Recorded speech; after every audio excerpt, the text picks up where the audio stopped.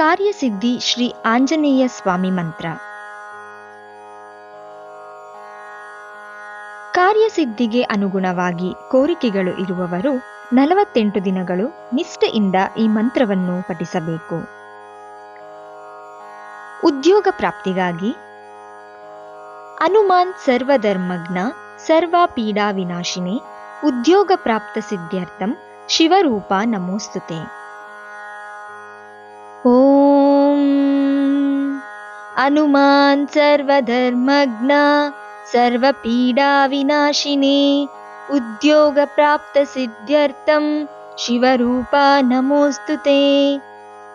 ಹನುಮಾನ್ ಸರ್ವಧರ್ಮಜ್ಞ ಸರ್ವಪೀಡಾ ವಿನಾಶಿನೇ ಉದ್ಯೋಗ ಪ್ರಾಪ್ತ ಸಿದ್ಧ್ಯರ್ಥಂ ಶಿವರೂಪ ನಮೋಸ್ತುತೆ.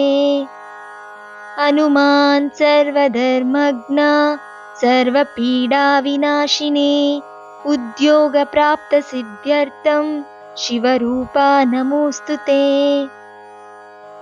ಕಾರ್ಯ ಸಾಧನೆಗಾಗಿ ಅಸಾಧ್ಯ ಸಾಧಕ ಸ್ವಾಮಿನ್ ಅಸಾಧ್ಯಂ ತಮಕಿಂ ವದ ರಾಮದೂತ ಕೃಪಾಂ ಸಿಂಧೋ ಮಮ ಕಾರ್ಯಂ ಸಾಧಯ ಪ್ರಭೋ. ಓಂ ಅಸಾಧ್ಯ ಸಾಧಕ ಸ್ವಾಮಿನ್ ಅಸಾಧ್ಯಂ ತಮಕಿಂ ವದ ರಾಮದೂತ ಕೃಪಾಂ ಸಿಂಧೋ ಮಮ ಕಾರ್ಯಂ ಸಾಧಯ ಪ್ರಭು.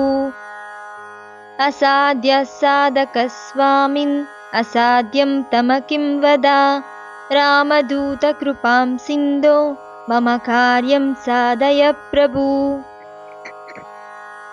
ಅಸಾಧ್ಯ ಸಾಧಕ ಸ್ವಾಮಿನ್ ಅಸಾಧ್ಯಂ ತಮಕಿಂ ವದ ರಾಮದೂತ ಕೃಪಾಂ ಸಿಂಧೋ ಮಮ ಕಾರ್ಯಂ ಸಾಧಯ ಪ್ರಭು.